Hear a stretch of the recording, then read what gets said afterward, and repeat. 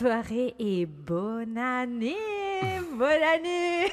Bonne année les gars. Hello, vous êtes sur Pimp My Life en direct de IRM.radio. Il est 22h01 et vous êtes donc chez Pimp My Life, la première émission de développement perso 100% sans bullshit. Je suis désolée, j'ai un petit écho, j'ai l'impression d'être à la fête foraine. On va faire un tour de manège ce soir.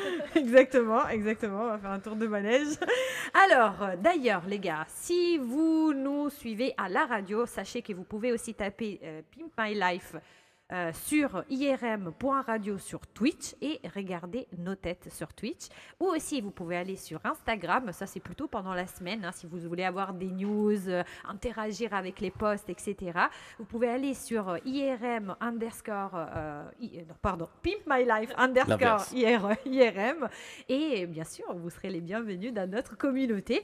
Alors, moi c'est Aurora, je suis coach d'empowerment et au féminin et je suis aujourd'hui avec mon équipe Idriss.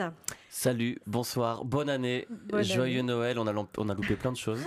C'est ça. On n'a pas fait la galette. Ouais, c'est vrai. C'est vrai, ouais. C'est aujourd'hui, enfin, c'est imminent. On a loupé ça. Oh, la galette, c'est le 6 janvier. C'est passé. Ah oui, je suis encore en décalage horaire. Et en tout cas, merci à Idriss, donc, qui est notre serial entrepreneur intervieweur fou. Hein, voilà. Je fais la vague pour ceux qui me voient. Petite danse, exactement. Et aussi Mégane. Bonsoir tout le monde et puis très bonne année à tout le monde. Bonne santé, amour, paix intérieure. On dit pas paix, on dit paix. Paix, c'est autre chose. Mais c'est aussi l'intérieur. Hein. Après, si. Paix intérieure. Voilà. Tu veux qu'on entre sur le débat sur rose ou rose? Tu veux qu'on parle de paix? Non, ça va. De paix. De paix. Merci pour cette correction, Idriss. Alors, et aujourd'hui, du coup, on va démarrer l'année en grande pompe. On va démarrer l'année surtout avec une thématique dont on ne parle pas souvent en dev perso, parce que, on n'en parle pas vraiment. C'est quoi? Voilà. Qu'est-ce que ça veut dire être un homme aujourd'hui et comment être un homme? Et pour cela, nous ne pouvions pas avoir de meilleur intervenant que Jérémy Coleman. Bienvenue Jérémy. Hello. Alors Jérémy, qui est business coach, qui aide justement les entrepreneurs à faire de l'argent, à trouver des clients sur Internet. Exactement. Et depuis peu, il a lancé un podcast qui s'appelle Garçon, qui parle justement de cette thématique. Exactement. Autour de l'homme, voilà. Et du coup, aujourd'hui, on va aller voir dans le détail qu'est-ce que c'est être un homme. Aussi, qu'est-ce que ça veut dire avoir des couilles? Est-ce que vous avez une idée? Ça va lancer des débats, ça, ce soir. Je vais de nouveau me faire des copains, moi. Et voilà, on va parler de ça quand même.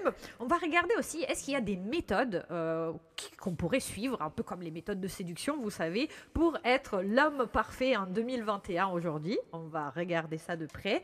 Et bien sûr, comme d'habitude, à la fin de l'émission, nous avons Nous avons la rubrique La rédac à tester pour vous, où on va parler de nos expériences avec des hommes ou avec l'idéal d'homme qu'on aurait pu rencontrer pendant nos lives. Mais sans plus tarder, allons commencer tout de suite avec... on va passer au four, Jérémy. On veut absolument tout savoir, donc je vais laisser la parole à l'intervieweur fou. Déjà, j'ai une question j'ai une question qui me taraude. Ce sera le mot du soir. D'accord, taraude de toi alors. Donc nous allons tarauder. Dis-moi tout. Déjà, alors, par rapport à cette thématique, ça veut dire quoi? Qu'est-ce que ça veut dire être un homme, surtout du point de vue d'une femme, pour que vraiment on mette tout le monde dans le même panier, si on peut? Ouais. Qu'est-ce que ça veut dire? En fait, tout part d'un constat assez simple. C'est que moi, j'ai accompagné beaucoup de clients, j'ai accompagné des coachs, j'ai accompagné plein de gens. Et je me suis rendu compte qu'avant tout, ils avaient des problématiques d'identité, de masculin, de féminin. Et donc, je voulais les accompagner dans cette question que moi-même, je me pose depuis des années. C'est quoi être un homme? Et j'ai pas la réponse, en fait. Je la cherche. Je suis encore en train de la chercher. Je la cherche avec mes clients, je la cherche avec mes auditeurs et je la cherche avec tous les gens que je peux. Ok, donc on va essayer de prendre des différents angles ensemble. Nous allons y répondre ce soir. Ce soir, nous avec répondrons plaisir, à toutes si les t'as une questions. réponse, moi je suis content. Alors, je sais pas si Il y aura moi, les points de vue féminins et masculins. Ouais, avec Mégane et Aurora, je pense qu'on va s'en sortir facilement. Mais donc, l'objectif de cette question, c'est de trouver quoi derrière? Pour trouver comment évoluer en tant qu'homme dans la société actuelle qui a changé, qui change encore et qui changera encore. Ok, mais quand on dit un homme, c'est quoi? C'est l'homme masculin ou c'est l'homme, l'être humain? C'est l'homme, le sexe garçon. Ok. Non, on parle vraiment de homme qui normalement, anatomiquement, a des coucougnettes, quoi. Normalement. Ah, tu sais, tout est possible maintenant. Lance pas ce sujet-là, je vais me faire des ennemis, j'en ai marre de me faire taper dessus sur Internet. Bon, donc l'objectif, c'est quoi? C'est donc de comprendre si tu es un homme, qu'est-ce que c'est être un homme avec le grand H, c'est ça? C'est-à-dire que... C'est plutôt comment se comporter vis-à-vis de sa masculinité, donc être un homme masculin en société, être un homme au travail, être un homme avec les femmes, être un homme avec soi-même, et savoir comment se comporter, savoir comment aller bien, savoir comment être heureux, et ce genre de questions en fait. Et justement, quelle est la réponse que tu as trouvée à ces questions? Parce que tu dis que tu n'as pas une réponse globale à donner, mais quand même, tu as une idée. J'ai pas une réponse sur ce que c'est être un homme. Ouais. Par contre, j'ai une réponse sur comment moi j'ai appréhendé le fait d'être un homme, et ça va passer justement par la compréhension de ses émotions, par la vulnérabilité et par des questions comme ça. Comment exprimer en fait une part de féminin dans le masculin et comment être plus à l'aise donc avec les autres en société, des choses comme ça. Ok. Et donc, si on parle de toi, Jérémy, qu'est-ce qui fait que tu es un homme? Or, sur le plan organique, mais en tout cas, qu'est-ce qui fait que tu considères être un véritable homme dans cette société? Je me sens homme parce que je suis capable de m'exprimer, parce que je suis capable d'exprimer mes doutes, mes peurs, mes moments où je me sens aussi très fort. Et je suis capable en fait de naviguer entre du masculin et du féminin en moi au niveau, on va pas parler d'énergie maintenant, mais au niveau de tempérament plutôt. Et je suis capable d'être qui je veux sans barrière entre le masculin et le féminin. Et ça, pour moi, c'est très important. C'est-à-dire que tu vas assumer ta part de féminité si tu en as une, c'est ça? Ouais, c'est ça, complètement. Ça fait partie. On a appris aux femmes très tôt à profiter de leurs émotions et à utiliser leurs émotions. Et les hommes, on leur a dit non, surtout pas. N'ayez pas d'émotions, gardez tout à l'intérieur. Soyez des cailloux, soyez des hommes de Cro-Magnon. C'est atroce. Ok, c'est là où on commence à faire la part des choses. Parce que jusqu'à présent, les premiers critères que tu me donnais, pour moi, c'est être une femme aussi. Une femme a les mêmes critères. Là, par contre, tu as donné quelque chose qui différencie un petit peu l'homme de la femme, en tout cas dans la société, ou plutôt en termes d'éducation aussi. C'est la manière de mettre en avant ses émotions. C'est ça, hein? Il n'y a pas que ça, en fait, mais je me bats, en fait, pour amener la question et pour amener des pistes de réponse sur comment ne pas s'enfermer dans des rôles en tant qu'homme, en tant que femme, et comment l'homme masculin au niveau du genre peut utiliser ce qu'on a appris à la femme depuis toujours, comment la femme peut utiliser ce qu'on a appris à l'homme depuis toujours, comment faire sauter la masculinité toxique, la féminité toxique et toutes ces choses-là. Ok. Et donc ça, c'est ton point de vue, mais quel retour tu as eu de cette question justement que tu t'es posé? Tu as fait des podcasts qui s'appelaient alors non pas homme mais garçon. Ouais. C'est pareil? C'était une réflexion sur le nom du podcast. En fait, c'est une histoire de branding surtout et de recherche, et c'est ce qui m'est venu le plus naturellement. Bon. Moi, je peux poser quand même, parce que là, tout à l'heure, il a dit quelque chose. Il a dit, je veux pas parler de masculinité et féminité toxique. Est-ce que tu pourrais... Qu'est-ce que tu entends par là? C'est quoi ça? Alors, la féminité toxique, je suis pas le mieux pour l'exprimer. Je suis pas la meilleure personne pour l'exprimer. La masculinité toxique, par contre, c'est tout le cliché de l'homme viril, dur, de Cro-Magnon, tel qu'on peut l'imaginer. C'est je suis un homme, je pleure pas, je suis un homme, je m'excuse pas, je suis un homme, je sais pas, je vais dans le cliché, hein, je passe pas le balai, et surtout en fait je suis un homme, je suis fort, je suis dur, je fais preuve de violence et toutes ces choses là. Et ça pour moi c'est de la masculinité toxique. Ça on pourrait dire que c'est le mâle alpha, comme on l'entend souvent. Ouais, enfin quand il est pas capable de dire s'il a peur et qu'il est pas capable de nettoyer une assiette, je vois pas ce qu'il y a d'alpha, hein. Il y a le lave-vaisselle. Et donc non mais j'ai écouté il y a pas longtemps une interview d'un mec qui est connu aux États-Unis qui s'appelle Jocko Willink, qui est un navicile, qui a écrit des bouquins. Enfin, c'est vraiment le stéréotype du colosse qui est impressionnant et qui fait peur, le mâle américain vraiment dans toute sa splendeur, avec le crâne rasé et la grosse mâchoire large. Et pourtant il dit quand je suis sur le champ de bataille, j'ai peur, mais je suis capable de dépasser ma peur et d'y aller. Donc si un mec comme ça, il est capable d'exprimer de la peur et des émotions, pourquoi nous, hommes lambda, entre guillemets, on n'est pas capable de le faire encore? C'est qu'il y a un problème quelque part. Mais on l'est, non?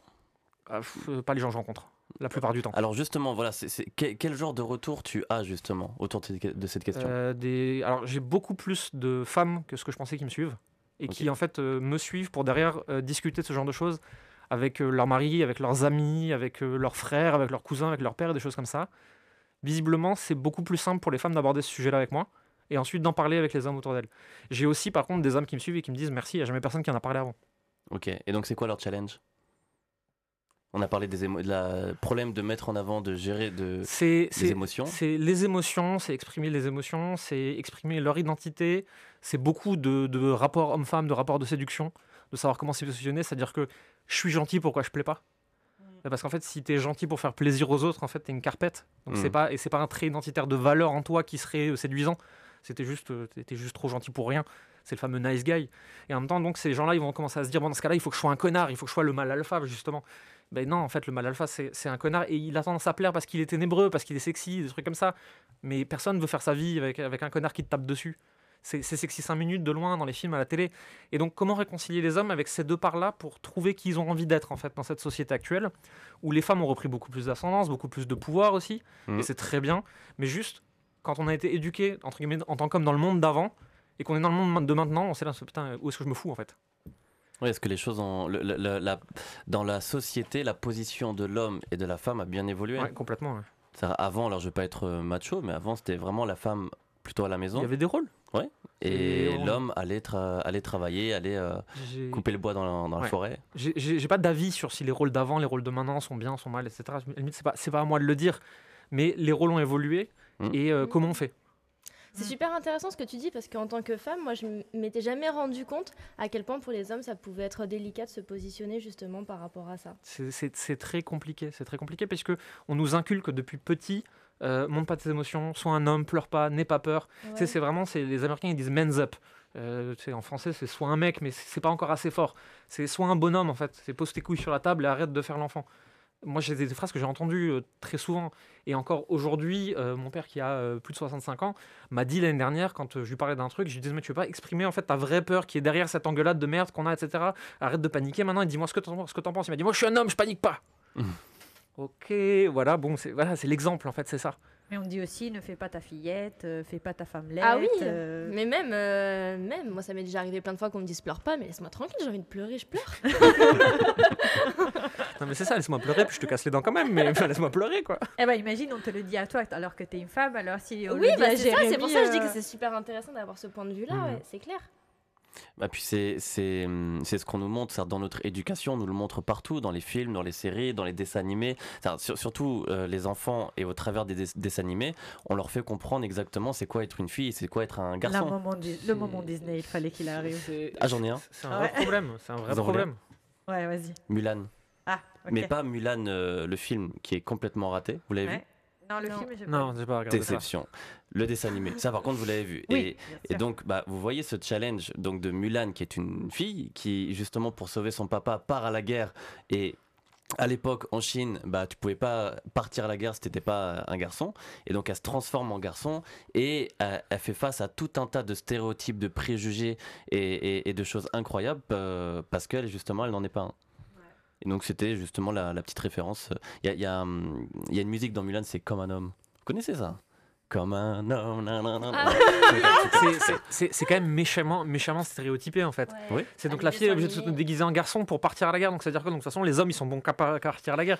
C'est ce truc de on essaye d'inverser les genres en disant la société est en train d'évoluer. Non, en fait, si la femme est devenue PDG, femme d'affaires, de pouvoir, avec l'homme il est à la maison et qui passe le balai, on a juste inversé les rôles en fait. On n'a pas du tout fait évoluer la société. Il y a toujours le même problème. On a juste dit aux deux sexes, vous avez le droit d'avoir les deux côtés des emmerdes en fait. Vous pouvez choisir. Ça va pas mieux. Ouais. Je le disais dans un épisode, c'est comme si maintenant tu as un dictateur d'extrême droite qui devient un dictateur d'extrême gauche et que tout le monde se congratule en tapant dans les mains en disant ouais on a évolué. Non en fait. Ouais. On est toujours quand on est à des rôles.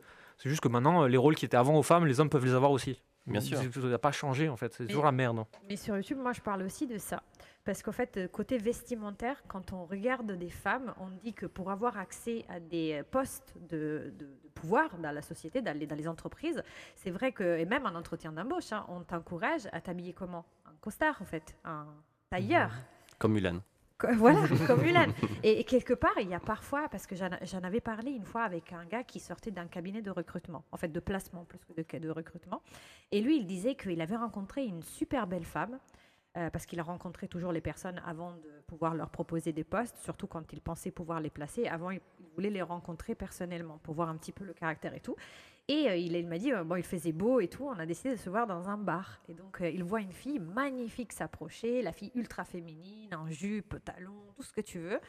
Et le gars, bon voilà, il dit bon, écoute, en plus c'était pour un poste d'ingénieur, donc un truc normalement plus entre guillemets masculin. Et la fille, bon, ça se passe bien, et puis après elle lui dit bon, bah, je suis vraiment très contente que vous veuillez me présenter à un potentiel client. Sachez par contre qu'à mon entretien, vous me reconnaîtrez pas. Et mon pote lui a dit mais qu'est-ce que ça veut dire ça, je te reconnaîtrai pas, je vous reconnaîtrai pas. Et elle lui répond bah, je viendrai habiller un mec. Et lui a dit pourquoi? Pourquoi ça? Et elle dit parce que en fait à chaque fois comme je postule pour un poste d'ingénieur, c'est des postes qui sont normalement des postes masculins, et donc si je viens habiller un fille, j'ai risque de attiser quelque part parce que globalement c'est un milieu masculin, donc je vais avoir affaire avec des directeurs qui vont être, il se peut, des mecs, et donc j'ai pas envie de les allumer. Et si toutefois il y avait une femme dans l'audience de la sélection, en fait, dans les RH, etc., souvent c'est des femmes, j'ai pas envie de m'attirer la jalousie de ces personnes. Donc je veux me mettre un mec, je te le dis, je vais dire à mon pote, je viendrai avec des vêtements larges, etc. Bon, mon pote lui a dit ok. Et le jour J, la fille, elle se pointe c'était même pas un tailleur, c'était un costard, quoi, parce que c'était un truc trop surtaillé, avec des grands épaulettes, pantalon large, chemise boutonnée jusqu'ici, pas de maquillage, grosses lunettes, cheveux attachés. Bref, le truc, en gros, elle pouvait pas s'amocher plus, quoi. Alors qu'à la base, c'était une très belle femme. Et finalement, elle n'a pas eu le poste. Et mon pote, il est venu me voir, il m'a dit, apparemment, elle n'a pas plu à la fille. Parce que le mec, au final, bon, elle avait pris pour un mec, quoi. Je veux dire, elle s'en foutait, quoi, vu qu'elle n'avait pas du tout mis en avant ses atouts féminins. Mais la fille, elle s'y était opposée. Et il m'a posé à moi la question. Il m'a dit, Aura, pourquoi, selon toi, la fille a mis un veto alors que, côté professionnel, il y avait zéro problème? Et moi, là, je lui ai dit, bah écoute, je pense que la fille, elle a dû voir en elle qu'elle n'était pas sincère. C'est ce que j'allais te suggérer comme réponse. Ouais. Peut-être qu'elle a vu directement qu'elle n'était pas authentique et qu'elle n'était pas elle-même et qu'elle jouait un personnage. Exactement. Mais pourtant, cette personne, apparemment, elle n'était pas à son premier entretien, et c'était pas la première fois qu'elle devait se déguiser dans sa tête pour avoir le poste. Et moi, je dis tout le temps, bah, les gars, les filles plutôt, les filles, les girl boss, si vous faites ça, en fait, c'est comme si on donnait un aval à la société patriarcale. Parce qu'on disait, OK, pour avoir accès au pouvoir, on doit s'habiller comme un homme. Et on doit gommer, limer toutes nos caractéristiques féminines, parce qu'autrement, c'est comme si, en fait, d'emblée, on n'avait plus le droit d'avoir accès à ça. Mais parce que alors dans nos têtes, pas dans nos têtes, mais en tout cas dans la société, le pouvoir, ça colle pas avec la féminité. Ça va pas ensemble. C'est-à-dire, tu vois pas de présidente ou de ministre vraiment ultra coquette, féminine. Tu les vois très, vraiment, au contraire, standard, justement, tailleur. Enfin, tu regardes au gouvernement, c'est très protocolaire, justement. par Après, rapport c'est à aussi ça. à nous, les femmes, de changer ça et d'être telles qu'on est et sans forcément vouloir rentrer dans le moule masculin. Mais donc ça, ce serait la question, c'est quoi être une femme? Ouais, C'est ça. quoi. Ouais. En tout cas, être une femme, c'est être une femme et ne pas vouloir être un homme. Je pense que c'est ça. Et en fait, autant les mecs aujourd'hui, Jérémy, tu me corriges si j'ai tort, autant les mecs aujourd'hui, ils doivent assumer leur partie, un peu leur côté, leur énergie féminine, et essayer d'exprimer ce côté que pourtant ils ont toujours gommé à cause de l'éducation, de la société, etc. Autant les femmes, elles doivent aussi ne pas, pour avoir accès au pouvoir, gommer leur côté féminin. Parce que si elles le gomment, ça voudrait dire tout simplement, ouais, vous avez raison, il n'y a que les mecs qui peuvent avoir accès à ces rôles-là. Donc, s'il n'y a que les mecs qui peuvent avoir accès à ça, bah, je vais leur rassembler le plus possible un mec pour pouvoir avoir accès aussi. Mais là, on revient sur l'histoire de tu veux être une pomme alors que tu es une pêche. Exactement. Il ne faut pas essayer d'être des pommes avec des couilles si on est des pêches avec des jolies fesses. Voilà. C'est une belle image. Mais donc, du point de vue d'une femme, c'est quoi être un homme? Ah, alors, après... Bonne chance. Alors, les points de vue sont différents. Les points de vue sont différents. Tu veux que je donne mon vous point avez de du vue mal de à vous manière mouiller, générale? Ouais. Alors, je pense qu'être un homme, donc ça n'engage que moi, c'est vraiment mon propre point de vue. Il peut y avoir deux composantes. Donc, il y a la composante, l'aspect moral, donc c'est-à-dire être un homme avec des principes, avec des valeurs, sachant que les principes et valeurs vont changer en fonction des femmes que tu interroges. Et après, il y a l'aspect matériel, stabilité. Stabilité dans le sens subvenir à ses propres besoins, subvenir aux besoins de sa famille, de ses enfants. Donc il y a ces deux aspects-là, en tout cas, qui sont importants je pense, dans le fait d'être un homme, il y a l'aspect vraiment moral et il y a l'aspect matériel. Après, Aurora, à toi de me dire ce que tu en penses. Est-ce que ces critères, c'est pas aussi pour une femme? Tout ce que tu as cité. Est-ce que c'est pas être une femme aussi? C'est vrai. C'est-à-dire, en fait, ma question, c'est est-ce que le problème, il n'est pas dans la question? Est-ce que ce serait pas la question qui est mauvaise? Peut-être que la question à se poser, c'est pas être un homme ou être une femme, tout simplement. La question, ce serait qu'est-ce que c'est être une bonne personne? Que tu sois un homme ou une femme, peu importe. Mais si tu poses cette question, ça présumerait que tu penses qu'il n'y a pas de différence. Alors, oui. C'est-à-dire, dans la société, je pense qu'il ne faudrait pas faire de différence. C'est-à-dire que tu mérites ce que tu as en fonction de ce que tu fais, de ce que tu es capable de faire, mais que tu n'es pas jugé en fonction de ton sexe et que tu n'es pas mis dans une case par rapport à ça. C'est toi qui choisis. Peu importe que tu es un homme ou une femme, le plus important, c'est les critères que tu as donnés, Mégane. C'est est-ce que je suis une bonne personne? Quels sont mes principes? Quelles sont mes valeurs? Et qu'est-ce que je fais avec ça? Alors ça, c'est vrai que c'est les fondations, donc l'aspect moral et l'aspect matériel dans le fait d'être quelqu'un. Oui, mais après, tu peux être quelqu'un de bien sans avoir une stabilité matérielle, financière. Tu vois ce que je veux dire? Bien sûr. Donc pas forcément. Bien sûr. Mais du coup, Jérémy, toi, tu penses quoi? Est-ce qu'il y a une différence ou pas? Moi, je pense que ce serait génial qu'il n'y ait pas de différence, mais qu'aujourd'hui, si un homme il pense qu'il n'a pas le droit de pleurer et qu'une femme elle pense qu'elle doit mettre un costume trop grand pour faire du business, c'est qu'on a encore des problèmes à régler avant d'en arriver là. Parce que peut-être qu'on crée trop de différences, justement. Qui les crée? À quel niveau elles sont créées? C'est-à-dire que c'est loin, hein. l'œuf ou la poule, si tu veux. C'est à un moment, ok, on a des problèmes parce qu'il y a des différences, mais elles viennent bien de quelque part, les différences. C'est culturel, ça vient de tel. Puis si on change de pays, c'est encore différent. Moi, tu viens avec moi en Tunisie, je vais te montrer.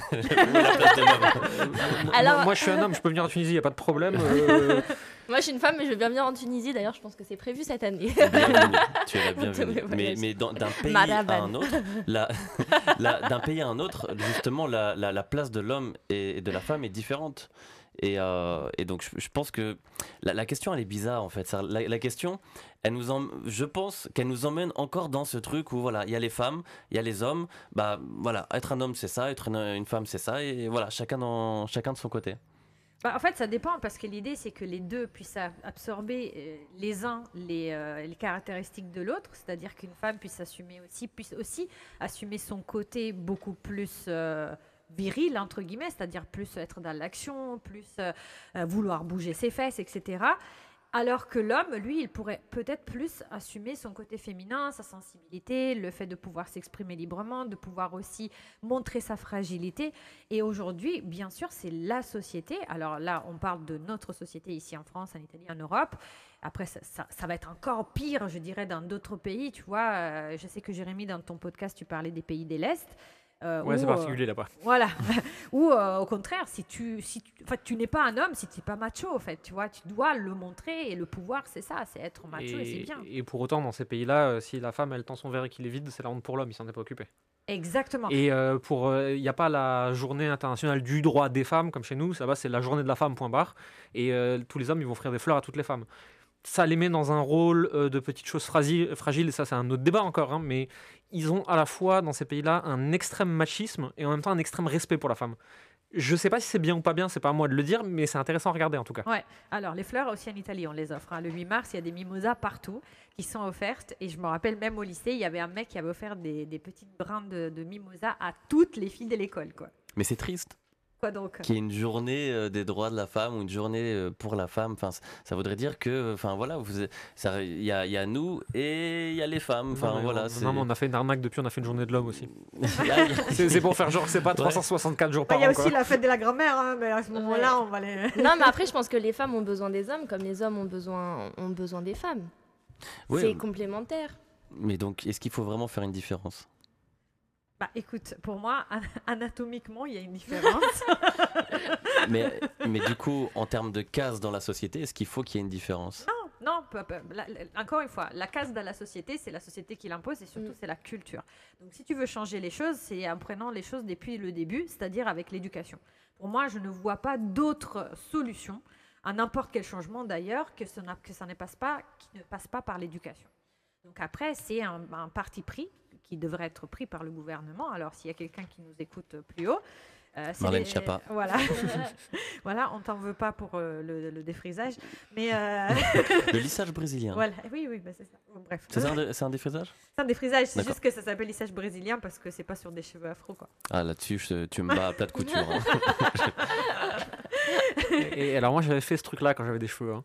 Sauf que ce qu'on m'avait pas dit, c'est que j'allais passer 4 heures chez le coiffeur, que ça allait me coûter un rein, et qu'en plus de ça, à la moindre douche, tout s'annulait. Ah ouais. Ah, c'était super. Hein. T'as déjà fait un lissage brésilien? J'avais les cheveux très longs. Du coup, t'as tout rasé. Non, là, c'est parce qu'il tombe là maintenant. Ah, ok. Maintenant, c'est parce que j'ai plus le choix.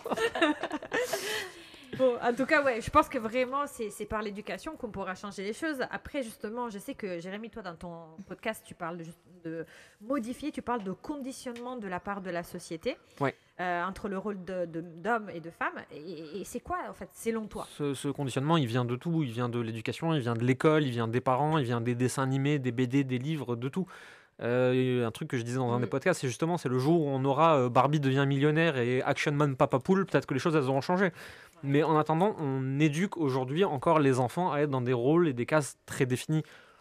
Encore une fois, s'ils avaient le choix et qu'on leur... c'est-à-dire qu'une fois, il y avait Barbie fait la vaisselle et une fois, il y avait Barbie au chantier, Barbie millionnaire, ça ne me poserait pas de problème. Mais il n'y a qu'un truc, en fait, on montre qu'une possibilité aux enfants aujourd'hui et ça fait que ancrer cette éducation genrée. Et j'aime pas le débat systématique de tout, féminisme, masculinisme, éducation genrée. 3 secondes, on peut aussi se détendre. Mais c'est pas parce qu'il faut pas être dans le combat qu'il faut pas aussi se rendre compte qu'il y a peut-être un truc à faire évoluer. Sauf qu'on peut le faire évoluer en douceur et intelligemment au lieu de se hurler dessus. Après, j'ai l'impression que ça évolue quand même. Maintenant, on voit quand même assez de petits garçons jouer à la dinette ou inversement de petites filles jouer avec des motos, des voitures. Oui, bah moi je vois, hein, franchement. Ah ouais, ouais, regarde aussi comment les parents ils les regardent après. Ça a changé dans les dessins animés? Tu vois que les personnages, les histoires, ça commence, tu vois qu'il y a un travail qui est fait là-dessus pour essayer de donner plus de diversité. Enfin, il y a plein de choses qui changent, même les Marvel c'est un pouvoir énorme auprès des enfants. Et tu vois que les super-héros changent, qu'il y a plus de personnes de couleur. Il va même y avoir un super-héros homosexuel apparemment, je sais plus lequel qui va sortir. Donc il y en a, ils essayent de représenter au mieux la société dans tout ce qu'ils proposent en termes d'histoire. Mais même, on voit dans les Disney, hein, qui sont un petit peu l'histoire des princesses par excellence, qu'aujourd'hui, les princesses n'ont pas systématiquement de prince charmant. Ça, c'est nouveau. C'est avec ta préférée, d'ailleurs. Bah moi, cette histoire de prince charmant, Jasmine. ça me saoule. Hein? Avec Jasmine. Ah ouais. Avec Jasmine, elle a quand même un copain. C'est Elsa. la Reine des Neiges. Elsa, la Reine des Neiges. Ta préférée. Ta préférée? Alors non, c'est Jasmine. Ah. Mais Elle nous a dit ça comme si genre on avait fait elle existe vraiment. Mais Jasmine, prenez Aladdin, le dessin animé, et prenez Aladdin, le film, et elle se rebelle dans le film, et c'est pas le cas dans le dessin animé. Ouais. Et justement, ils l'ont fait à l'image de la nouvelle génération. Les choses changent, Jérémy. Les choses changent. Il était temps. Ouais. J'adore d'ailleurs, j'allais dans mon truc, la chanson de Jasmine. Elle est trop bien. Est-ce que tu vas chanter? Ah non, elle chante trop haut. on la mettra après. Mais donc, il y avait une autre question que tu as posée tout à l'heure. C'est quoi l'homme parfait? Est-ce que c'est la bonne question aussi? Est-ce que ça existe d'ailleurs, l'homme parfait? Moi, cette question, elle m'angoisse tout de suite. Hein. Ouais. Comment ça, non, parfait? mais après, je pense que tranquille. ça dépend des femmes. Donc, moi, je vais donner mon point de vue sur ce qu'est un homme. Idéal. Est-ce que idéal, en fait, un homme est un tout et une somme de traits de caractère, de positifs et de points négatifs, il faut le prendre dans son ensemble. C'est beau, ça se voit que t'es parti méditer au soleil. Méditer, je sais pas. Parti faire la fête? Non, pas du tout, j'ai vraiment beaucoup médité pour le coup. Pour moi, un homme, quand on dit soit un homme ou je veux un homme, souvent je suis avec mes copines, on dit ouais, je veux un homme H majuscule, dans le sens pas un gamin.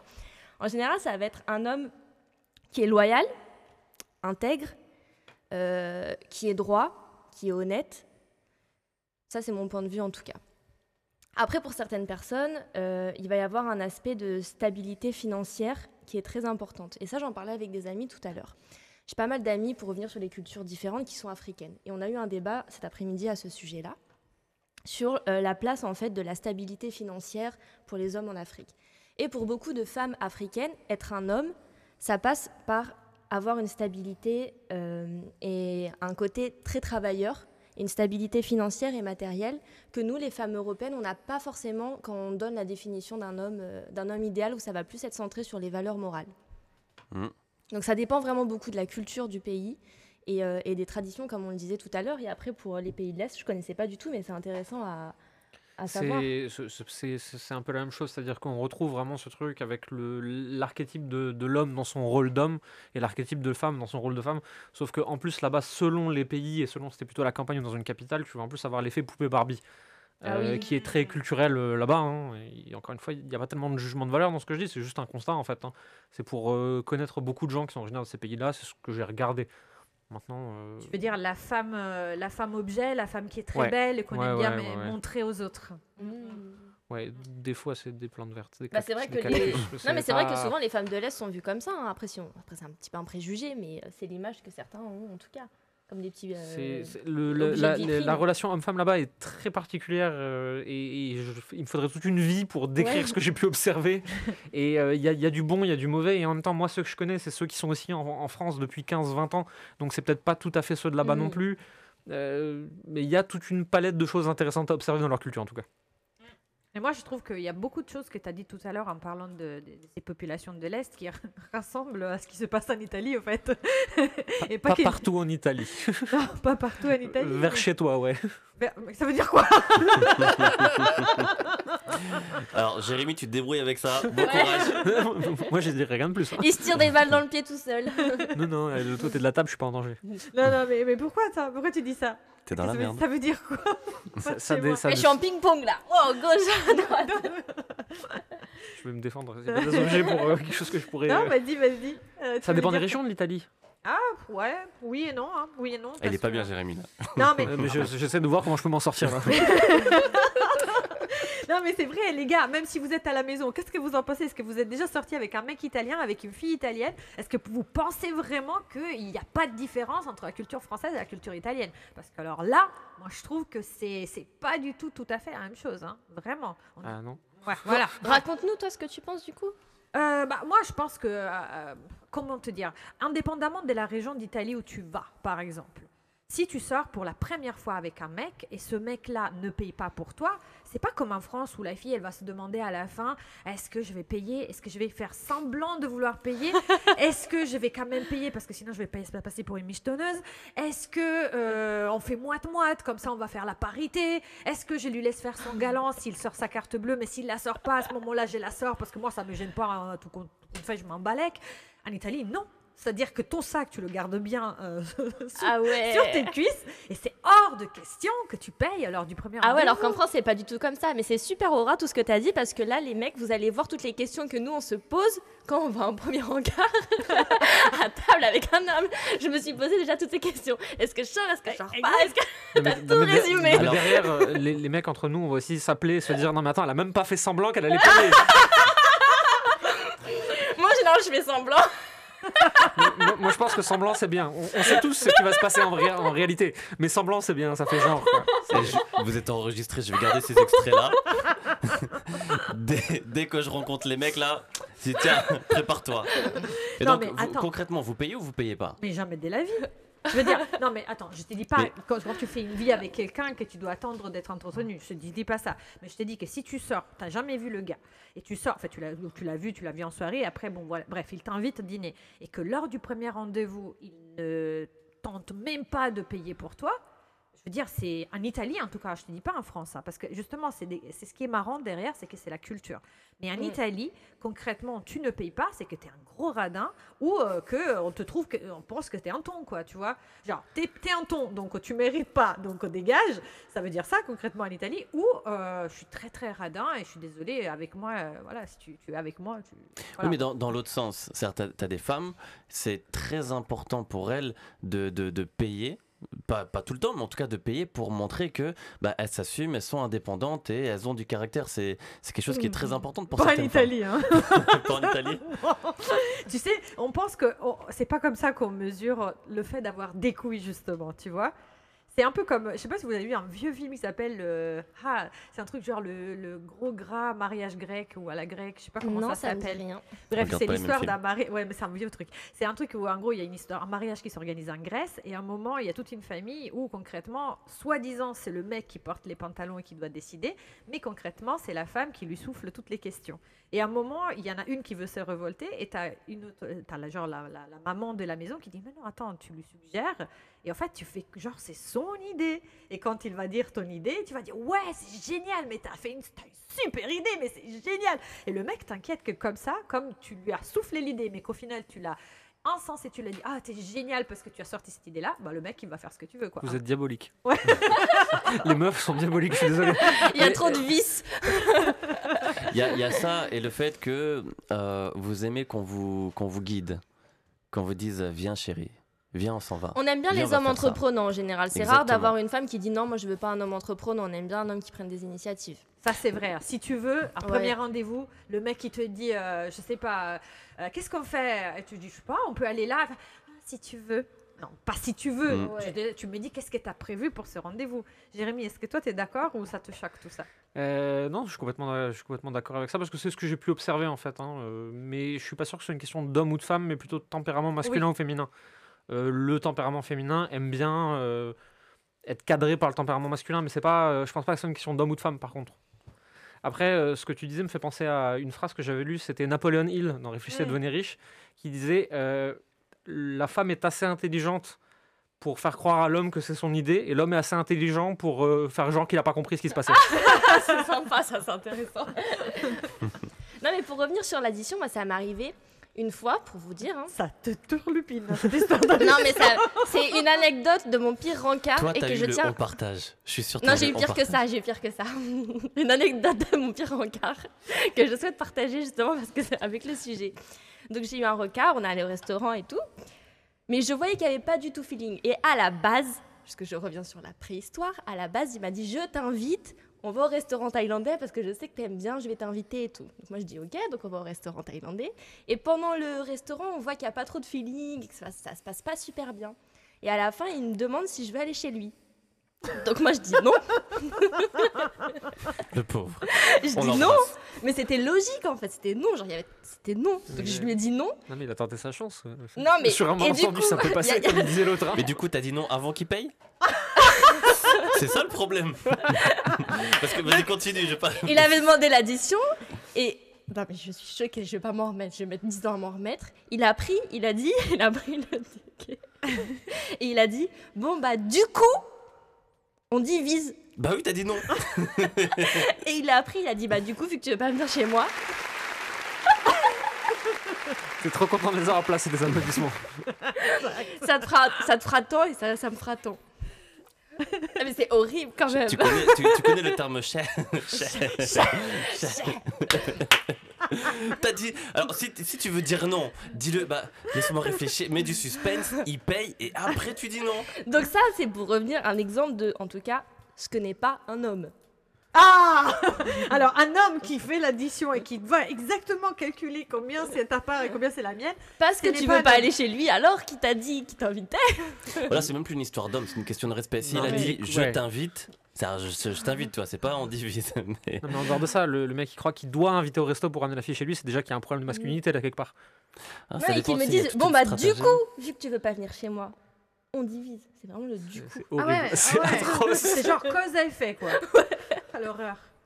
Eh ben, Après j'ai appelé mes copines, j'ai raconté, on a bien rigolé.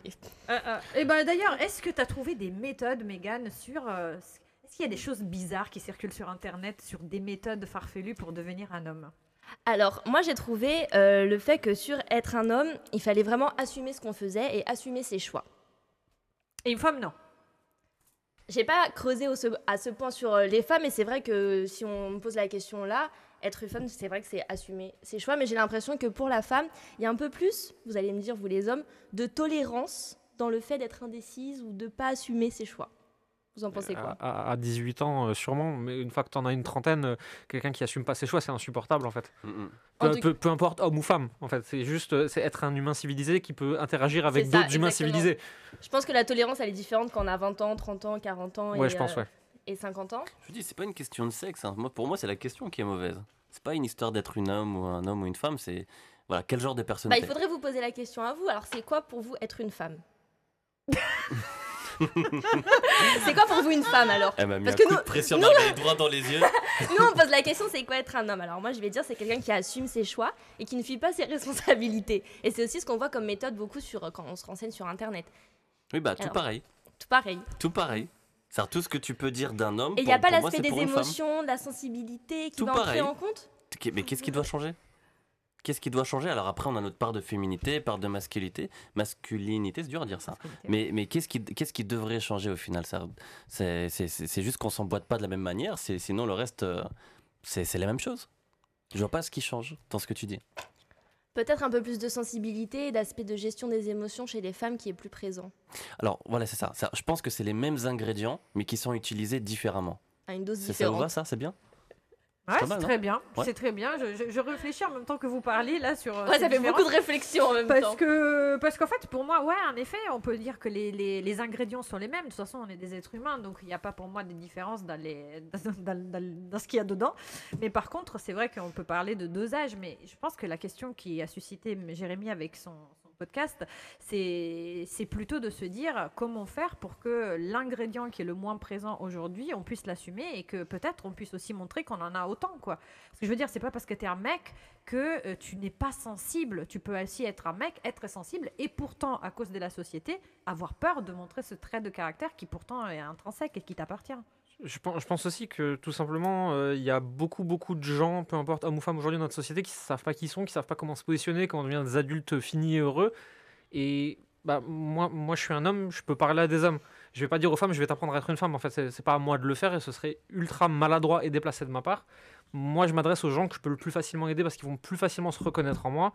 Aujourd'hui, c'est comme ça que j'ai créé ce podcast. Pourtant, il y a beaucoup de coachs en séduction qui disent aux femmes comment elles devraient être pour plaire par contre aux hommes. Ouais, mais C'est- pour séduire. Ouais. C'est pas être femme dans la société, c'est pour séduire. C'est encore un truc très particulier. C'est un sous-domaine, si tu veux. En tant qu'homme, je sais ce qui me plaît chez une femme. En tant qu'homme, je peux pas dire à une femme comment être une femme dans la société. Et en faisant mes petites recherches, j'ai trouvé un livre qui a l'air très sympa, peut-être que tu l'as lu. Il s'intitule « Refuser d'être un homme, en finir avec la virilité », qui est un essai de John Stoltenberg. Je connais pas. Et qui parle justement de tout ce que tu as dit sur le fait que la société met un poids sur nous, sur ne pleurez pas, sur les hommes en tout cas, sur ne pleure pas, soit comme ci, soit comme ça, soit un homme. Et ce livre traite de ça. D'accord. Alors, je connais pas du tout ce livre, mais je regarderai de plus Ouais. près. Aujourd'hui, moi, les livres que j'ai lus sur ces sujets-là et que je recommande, il y a Lewis Howes qui a fait Mask of Masculinity, qui est très très bien, qui décrypte les différents masques du masculin toxique. Il y a Brené Brown qui a fait beaucoup de travail sur la vulnérabilité, la honte, la colère. Et tout le travail de la petite histoire qu'on va se raconter sur qui on est et comment ça impacte la société, c'est très bien. Et à ne pas lire, à part pour la curiosité, il y a tout le travail de Jordan Peterson, qui est de la communauté Red Pill. Donc c'est les hommes doivent apprendre à être des hommes parce que les femmes sont des ennemis. Ouais, ça, C'est très intéressant parce que ce mec est brillant, faut lui laisser. Maintenant, ses opinions, moi je les trouve atroces. Et qu'est-ce que vous pensez de la citation qui est assez connue? Derrière un grand homme, une femme. Derrière un grand homme se cache une femme. Bah déjà, c'est triste pour vous. Parce que ça veut dire que vous êtes derrière. Au contraire, ça veut dire qu'on Bim. était en amont, qu'on était déjà là. Ça veut dire Non, qu'on vous est là avez pour des- souffler les idées. Tu sais. Vous avez déjà entendu cette citation? Derrière un Oui. grand homme, une grande dame?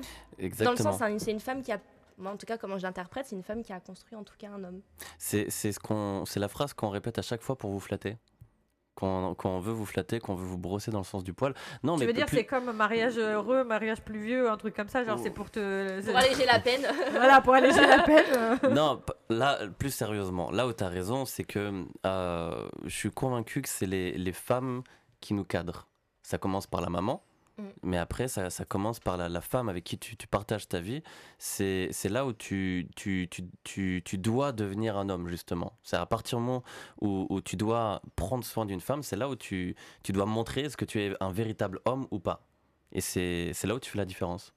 Prendre soin d'une femme. Déjà, tu vois, ne serait-ce que dans ta formulation, ça pourrait être polémique. C'est-à-dire que tu penses qu'un homme, le rôle d'un homme, c'est de prendre soin d'une femme. Je suis pas du tout dans le... S'il y a une dans- féministe qui passe, là, tu prends un coup de chaise, elle va te dire, moi, je prends soin de moi toute seule, Ouais. je t'emmerde, hein. Et bam. Alors, je suis convaincu que tu dois prendre soin des gens que t'aimes, que ce soit une femme, que ce soit tes enfants, peu importe. Je suis convaincu de ça. Alors, je sais pas si je crée un débat ou pas. Tu t'en sors bien. Mais quand tu Non, mais partages oui. ta vie avec quelqu'un, tu dois t'occuper de son bien-être avant même ton propre bien-être. Je pense que c'est un engagement. Non, moi je suis pas d'accord avec ça. Hein. En- Alors, Ah, c'est sorti Alors, du cœur. attends. Bah, tu dois d'abord être bien avec Je fais toi-même avant de Bourdin. t'occuper de quelqu'un d'autre. Comment tu veux t'occuper de quelqu'un d'autre si t'es pas bien avec toi-même? C'est comme dans l'avion, Alors, tu peux c'est- pas aider quelqu'un à mettre le masque si tu te l'es pas mis toi-même. Alors c'est pas la même chose. Ça veut dire effectivement, c'est-à-dire, tu dois pas chercher à rendre les gens heureux pour être heureux. C'est pas dans cette idée-là. C'est un engagement. C'est-à-dire tu partages ta vie avec quelqu'un, avec ta femme, avec tes enfants. Bah, pour moi, j'estime que c'est la priorité justement. Tu dois tout faire pour qu'ils soient bien. C'est pas c'est Mais différent. quitte à te perdre toi-même. dans Non, ton- non, non, rien à voir.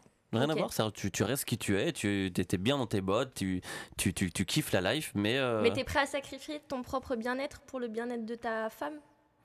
je pense que oui. Je pense qu'il faut faire des sacrifices dans la vie. ah là là, alors moi c'est très intéressant ce débat.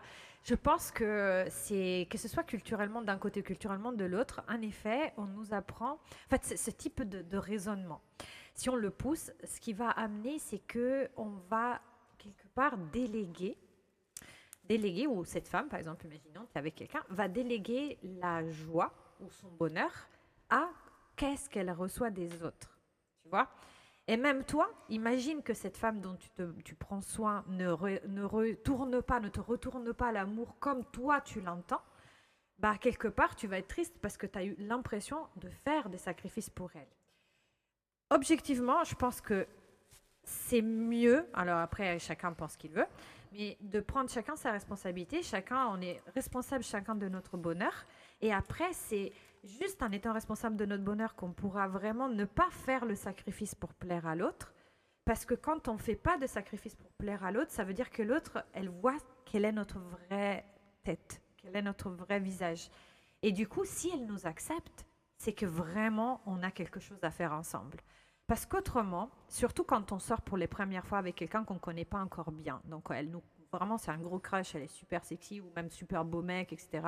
Et en même temps, on le trouve intéressant ou intéressante, elle est intelligente et tout, on a de la conversation. Et ben, le problème, c'est que si on s'aperçoit par exemple qu'elle aime ça, si on va dans ce sens-là, au bout d'un moment, ça commencera à nous peser, au fait. Parce que pour nous, ça sera un sacrifice. Donc au début, on est dans l'élan du début de relation et on a envie de tout faire pour cette personne. Mais sur la longue, en fait, on va commencer à devenir amer parce qu'on le fait pour lui faire plaisir. Et le problème, c'est que comme on le fait pour lui faire plaisir, elle pense que nous, on est vraiment comme ça. Donc elle ne se rend même pas compte que pour nous, c'est un sacrifice. Et donc, on va commencer à accumuler de la rancune contre cette personne jusqu'au moment où on en a ras-le-bol et ça va exploser, tu vois. Ça dépend comment tu le gères, parce que je pense que quand tu crées un couple, quand tu te mets en couple, c'est comme, alors je vais pas parler business, mais c'est comme si quand tu crées une entreprise, tu sais, quand tu crées une société avec d'autres personnes, tu crées maintenant une personne morale, donc une société, une entité.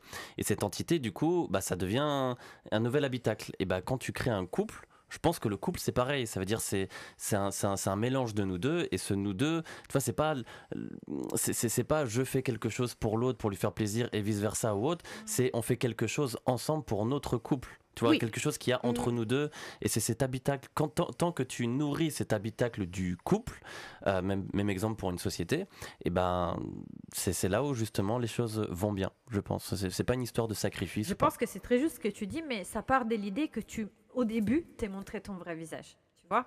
Et pas qu'au début, direct, t'as vu que cette personne-là, elle aimait bien un certain comportement et du coup, t'as été dans son sens pour lui faire plaisir. Si toi, au début, t'étais absolument sincère et qu'elle, elle a été absolument sincère, au moment où vous vous mettez ensemble et vous allez habiter ensemble, forcément, ça va être... il faudra nourrir cette relation pour que chacun puisse, quelque part...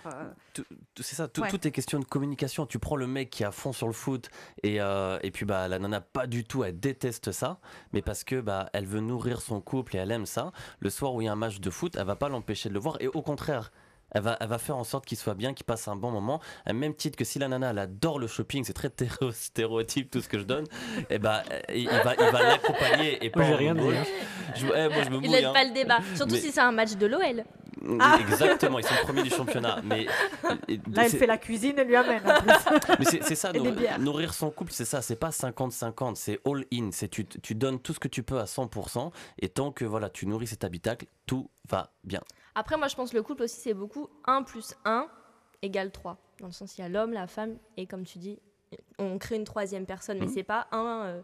Moi, j'ai des amies, parfois, elles sont vraiment genre, pour elles, c'est 1.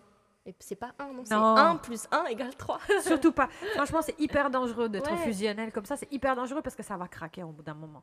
Je veux dire, chacun d'entre nous a besoin de son jardin secret. Ouais, il faut pas s'oublier, ouais. Et quand je vous dis ça, je vous le dis en connaissance de cause. Ça fait 20 ans que je suis mariée, donc je veux dire, c'est pas... voilà quoi, le truc fusionnel, ça va... On prend tous tes conseils, Aurora. Non, je pense que chacun doit nourrir aussi son jardin secret, ses passions, etc. Après, l'idée, c'est de se retrouver pour faire des activités ensemble. Ça, c'est important parce que si tu n'as rien à faire avec l'autre, bah, du coup, ça sert à rien. En fait, tu es un coloc, tu vois, c'est pas de l'amour. Mais si tu aimes bien faire des activités avec l'autre personne sans que pourtant ce soit un sacrifice. Voilà. Moi, là où je ne suis pas d'accord, c'est est-ce que je vais faire des activités avec l'autre parce que justement je me sacrifie pour l'autre personne. Après, si on reprend l'exemple du foot, que la personne te facilite les choses, qu'elle prépare un truc pour que tu puisses démarrer à 20h30 ton match et tout, je suis d'accord. C'est trop bien. Voilà, je suis d'accord. Par contre, qu'elle aille se mettre à côté de toi en train de faire ouais, allez l'OM pour te... l'OL, pardon. Il a failli faire un arrêt cardiaque. Je m'en vais. Je sors de là. Je suis outré. Voilà. Avec une consonne de différence. ça Voilà, avec l'OL du coup. Et que On n'aurait pas pu être en couple. Ouais, voilà. Bah du coup, tu vois, je veux dire, quelqu'un qui se met à côté comme ça et qui fait semblant d'être voilà, enjoué et tout ça, ouais, vas-y, force, ouais, je suis avec toi, mon chéri, ouais, mais pourquoi t'as fait ça? Genre, qui fait semblant d'aimer le foot concrètement pour te faire plaisir, ça là, je suis absolument contre. Parce qu'au bout d'un moment, elle va juste craquer et toi, tu vas rien comprendre, tu vas dire, mais comment ça? Je croyais que t'étais fan de l'OL, que t'as toujours aimé de regarder les matchs. Et en fait, la fille, elle dit, mais non, franchement, je l'ai fait pour toi, je me suis pourrie tous les dimanches, j'en ai marre, tu vois. Et c'est très dommage. Oui, c'est parce que les intentions sont pas les bonnes. Certes, là, si on parle de passion, peu importe, match de foot ou autre, mais si on parle de passion, t'as des personnes qui vont être à fond sur cette passion, pas pour la passion en elle-même, mais pour ce qu'elle procure à son chéri ou à sa chérie. Ah bah non, moi là, j'y crois pas. Non. Qu'on te rende la vie facile pour que tu puisses profiter de ton match. Là, je suis absolument d'accord avec toi. Qu'on soit à tes côtés pour faire semblant d'aimer le truc. Si on l'aime avec plaisir. Mais si la personne, elle en a vraiment rien à battre, je suis vraiment pas d'accord. Je veux dire, au bout d'un moment, c'est craquage assuré, tu vois. Ouais. À la première engueulade, ça va ressortir. Ouais, ça fait 10 ans que je regarde le foot. À cause de toi. Mais bon, on sait tous comment ça va se passer. Hein. Ouais. Parce qu'en fait, elle s'est forcée pour toi. Alors que peut-être toi, depuis le début, tu étais convaincue qu'elle aimait bien Noël. Ouais, et tu vois. c'est ce que tu disais souvent. En plus, quand on se force, la personne en face ne voit même pas qu'on fait un sacrifice, en fait. Non, elle le voit pas. Et après, quand on va lui dire, il va répondre, mais comment ça, moi, je t'ai jamais demandé. C'est ça, exactement. C'est la pire des choses quand on se sacrifie Ouais. pour l'autre personne et l'autre personne en face ne sait même pas que c'était un sacrifice Ouais. Mais pour nous. un match de l'OL, c'est pas un sacrifice, hein, je suis désolé. Ah C'est pas Mais de manière générale, c'est vrai que moi, je me retrouve totalement dans ce que tu dis. Ouais, je trouve que c'est dangereux de se comporter comme ça, tu vois. Après, voilà, chacun peut faire ce qu'il veut en termes de couple. Alors, moi, je voulais savoir, justement, j'avais un autre truc que je voulais demander à... Comment dire? Ah, Jérémy, je voulais savoir, est-ce que selon toi, la différence entre hommes et femmes est due exclusivement au conditionnement de la société, ou il y a autre chose? Non, il y a sûrement aussi plein d'aspects biologiques que moi je maîtrise pas forcément et qui font que dans le quotidien, il y a des choses qui vont changer au niveau du comportement avec soi-même, avec autrui, etc. Ne serait-ce que les différences hormonales, en fait, on le voit aujourd'hui et on le voit beaucoup mieux qu'avant puisque on a des personnes qui s'injectent des hormones pour changer de sexe et on voit les changements de comportement. Et ça, c'est un truc, c'est très très tangible. Il n'y a pas de genré ou de stéréotype. C'est factuel, en fait. Plus ou moins d'une hormone change le comportement. On le sait. Donc nécessairement, il y a des différences du fait de la testostérone, des oestrogènes dans le comportement global. Sur l'agressivité, sur l'émotivité, sur des choses comme ça. Donc ça, c'est des différences qu'il faut prendre en compte. Il faut prendre en compte aussi les différences qui sont sociétales. Et il faut prendre en compte aussi tout ce qu'on a déjà en commun et qu'on est un peu en train de nier par moment. Pour moi, les femmes et les hommes sont les mêmes, mais avec des petites différences. Et ces petites différences, il ne faut pas les oublier, mais il ne faut pas voir que ça non plus. Donc, ils viennent pas de deux planètes différentes. Non, ça faut arrêter avec ces conneries. Ah ouais? Mais est-ce qu'il faut que l'homme et la femme soient... Est-ce qu'il faut qu'ils soient égaux? Tu veux un bâton pour te faire battre?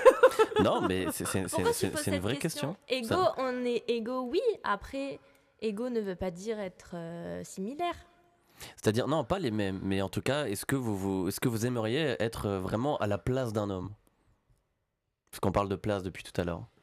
À partir du moment où la société évolue et qu'il n'y a plus vraiment de différence entre les places, du coup, ça tient plus. Après, si c'est pour inverser les rôles et que forcément tous les papas soient obligés, parce que la société, comme disait Jérémy tout à l'heure, si on renverse le truc pour qu'au final les hommes restent à la maison avec les enfants et que les femmes puissent aller travailler parce qu'elles envient le rôle et la position de l'homme aujourd'hui dans la société, je trouve que c'est un faux débat dans le sens où l'idée c'est que chacun puisse reconnaître sa part de féminité si c'est un mec et sa part de masculinité si c'est une fille. Donc le fait de renverser le rôle, au final, c'est rebelote. On reprend les mêmes et on a le même problème dans l'autre sens, tu vois. C'est plutôt chacun pouvoir affirmer son côté masculin ou féminin sans spécialement se taper un jugement moral de la part de la société qui lui dirait « Ah bah tiens, t'es pas un homme parce que bah, là, t'as pleuré, quoi, t'es con, quoi. » Ou la fille, je sais pas, mais arrête de faire ton homme, là, arrête de faire ton couillu parce que t'as poussé une gueulante à un codir, tu vois. Déjà, il faut qu'elle y arrive, un codir. Ça, c'est un autre débat. Mais voilà, tu vois, c'est plutôt ça, je pense que c'est là où la société doit encore évoluer. C'est pas tant prendre le rôle d'eux, tu vois. Moi, je ne veux pas prendre le rôle d'un homme. Je n'envie absolument pas certains hommes qui, je pense, sont coincés eux-mêmes dans leur rôle. C'est surtout ça, je pense qu'il y a certains hommes qui sont coincés eux-mêmes dans leur rôle. Et des femmes qui sont coincées aussi dans leur rôle, hein, pareil. Donc c'est pas une question de place ou de rôle, c'est une question d'état émotionnel. Depuis le début, on parle de ça. Je veux pas partir sur des trucs trop de hippies perchés parce que ça va pas plaire à tout le monde. Mais pour moi, en fait, c'est une histoire d'énergie masculine et féminine. Et je dis pas ça dans le sens énergétique, genre courant électrique dans le corps, mais plutôt ouais, c'est l'énergie yin et yang, j'arrive pas à le dire. Et c'est le masculin et le féminin qui doivent s'équilibrer dans chaque être humain. Et aujourd'hui, moi, je montre aux hommes comment mieux s'équilibrer avec mes pistes de réflexion par rapport à leur féminin. Mais c'est vrai que le sujet global, c'est comment un humain peut être équilibré entre son masculin et son féminin et pouvoir jongler avec les deux comme il a envie et être heureux comme ça, en fait. Eh ben moi, je voulais poser une question à Mégane. Oui. Je voulais savoir si elle a une expérience qu'elle voudrait partager, justement, où elle a testé... Le restaurant thaïlandais. Alors, il y a le restaurant thaïlandais, c'est vrai qu'il me reste en travers de la gorge, mais qui m'a beaucoup fait rire. Après, moi, je reviens de Dubaï, là, et j'ai remarqué pas mal de différences entre le traitement des hommes et des femmes que j'avais pas vu à l'étranger en ayant beaucoup voyagé. Il y a quelque chose qui m'a un peu surpris à Dubaï. Est-ce que vous y êtes déjà allé ? Non, moi, je suis jamais allée. Toi ? Mais il faut qu'on y aille. Ouais. Mais il faut qu'on y On aille. va faire un team building Donc, non. IRM. Alors, quelque chose qui m'a surpris, c'est dans le métro, il y a des wagons qui sont réservés aux femmes. Ah, comme au Japon. Alors, les femmes peuvent aller dans tous les wagons, mais les trois premiers wagons sont réservés aux femmes. Et au début, j'ai pas fait attention, je me suis mise et je me suis dit, oh, mais comment ça, c'est femmes only, women only? Et dans ces wagons-là, il y a que des femmes. Et je suis allée dans un wagon où il y avait un wagon mixte et il y avait pas de place. Il y avait tous les hommes qui étaient assis et quand je suis entrée, les hommes m'ont laissé leur place. Oh mon Dieu, si on pouvait faire ça en France. Alors que j'étais pas enceinte ou quoi, mais c'est super rare en France qu'un homme se lève pour une femme de Normal, 30 ans. quoi, Je pense que si tu t'approches trop près, tu prends un coup de lacrymo, en fait. Et du coup, Bienvenue à c'était Paris. évident pour eux de me laisser la place. Ah. Et ça m'a surpris. Une autre chose que j'ai remarqué aussi, c'est qu'il y a des jours où dans les plages, c'est réservé aux femmes. Donc les femmes peuvent y aller tranquilles le lundi et le mercredi sans les hommes. Mais ça, après, elles peuvent y aller tous les jours. Mais sur certaines plages, c'est que le lundi et le mercredi. Donc dans ce cas-là, quand celles qui sont un peu pudiques et qui veulent pas être avec des hommes aux alentours, le lundi et le mercredi, c'est que des femmes. Ah, tu penses que c'est à cause de la religion pour permettre aux filles qui ne veulent pas trop se montrer aux Ouais, hommes exactement. D'accord. Ah, je savais Exactement. pas. Mais honnêtement, si en France, il y avait un jour où on pouvait aller à la plage sans se faire reluquer en tant que femme, On ne reluque pas. Bah, alors que tu vois, au Japon, on en profiterait. alors qu'au C'est Japon, bien. il y a les mêmes wagons réservés aux femmes, mais là, c'est parce que tu as des mecs qui sont un peu des pervers, et je me rappelle pas le nom en japonais, mais ils ont vraiment des noms, c'est les pervers du métro, qui vont commencer à te regarder. En fait, ils prennent leur téléphone et ils te font des photos d'un sous la jupe, etc. Ou elles te collent aux fesses et tout ça. Et c'est vraiment des harceleurs de métro. Et du coup, ils ont fait comme ça. Ils ont fait certains. Il y en a pas partout, mais il y a des wagons qui sont réservés aux femmes pour éviter aux femmes ces désagréments. Et même, il y a le mot que les filles doivent crier. C'est un un mot japonais qui veut dire genre harceleur du métro. Oh là quoi. là. Ouais. Décidément. Donc c'est pas du tout les mêmes raisons. Donc voilà, c'est juste pour revenir sur le fait que le statut d'homme-femme, ça dépend vraiment, je pense, beaucoup de la culture et des traditions. Et toi, Idriss, est-ce que tu as une petite anecdote sur... Bah, du coup, je rejoins ce que dit Mégane, puisque alors, donc, je suis d'origine tunisienne et j'ai grandi avec ma maman qui est française, mais donc j'ai grandi avec une éducation à la française, mais chaque année on allait en Tunisie, donc de ma famille tunisienne, et je recevais une éducation complètement différente. Et ma mère détestait ça d'ailleurs. Mais quand tu es un garçon, et en plus quand tu es l'aîné, en plus t'as encore un truc en plus, mais quand tu es un garçon, il y a des trucs qu'on t'interdit de faire en fait. En tant que petit garçon, ma maman elle voulait que je débarrasse la table, je débarrassais la table et les femmes elles étaient affolées, mes tantes, ma grand-mère, elles étaient affolées, non. Tout de suite elles me prenaient les trucs des mains, fallait que je sois bien, fallait vraiment, c'est-à-dire quand t'es un garçon, t'es un prince. Là-bas. C'est bien ou c'est pas bien, je sais pas. Est-ce que je te coupe, c'est en Tunisie ou c'est au Maghreb ou dans les pays arabes? Alors, je pense que c'est au Maghreb, sûrement même, mais en tout cas, c'est ce que je vois et c'est ce que je vis en Tunisie. Ok. Et c'est là où je le vois que c'est négatif, c'est que si je le vois au travers de mes petits frères par exemple, qui ont une éducation 100% à la tunisienne, et je sens que ce côté petit prince, ça commence à les rendre vraiment, ils ont aucune responsabilité, prise de conscience, où ils font les choses par eux-mêmes, et donc il y a un danger par rapport à ça, tu vois, à vouloir mettre tous ces petits garçons sur un fauteuil d'or, si je peux dire, bah forcément tu les aides pas à devenir de vrais hommes pour plus tard. Ouais, c'est vrai. Et puis après même, il y a aussi des dérives aussi dans ce sens aussi pour les filles, tu vois. Moi, j'ai une copine à moi, j'étais chez elle au Maroc, et son mec, il est adorable, et il gagne bien sa vie, il lui fait plein de cadeaux, et il lui achète plein de trucs, mais quand je te dis des trucs, c'est genre, je veux le sac Louis Vuitton à 3 000 €, je veux les chaussures à 7 000 €, je veux le sac, et là, je sais pas combien de Hermès, et tu vois, c'est vraiment, voilà, c'est vraiment la richesse, tu vois. C'est pas genre, je veux un paquet de pâtes, tu vois. Voilà. Au supermarché, tu vois, pour la marque de Pépito. Et du coup, en fait, à un moment, tu vois, elle me disait, bon, c'est un peu chiant, parfois, je peux pas trop... Ben, il me laisse aller à la gym toute seule, mais je vois que, voilà, il préfère m'accompagner, etc., etc. Et un jour, donc, on va prendre un thé. Et je me retrouve avec eux deux, c'est-à-dire que mon mari était resté à la maison avec tous les enfants, les leurs plus les nôtres. Et eux, ils étaient venus avec moi, on avait été faire un massage. Et donc, on était au bar après le massage, on prenait notre thé à la menthe. Et là, t'as la fille qui, devant moi, demande à son mari, dit « Ouais, j'en ai trop marre, tu vois, Aurora, elle peut aller à la pole dance, et son mari lui casse pas les bonbons, elle peut aller au tango, elle peut faire ce qu'elle veut, et tout ça. » Le mec la regarde comme ça, lui dit « Écoute, est-ce que le mari d'Aurora lui achète des sacs chez Hermès ?» Et là, j'étais là, je fais non. Et donc, elle lui dit non, je crois pas. Et ben, je dis bon, bah, tu vois alors. On peut pas tout avoir. C'est ce qui s'est passé. Alors les gars, l'émission elle touche à sa fin. Moi, j'aimerais bien quand même que Jérémy nous dise comment on peut le trouver et comment on peut trouver son podcast. Bah écoute, très simplement, on peut me trouver sur Instagram sur Garçon Podcast ou alors sur garçon-con.fr.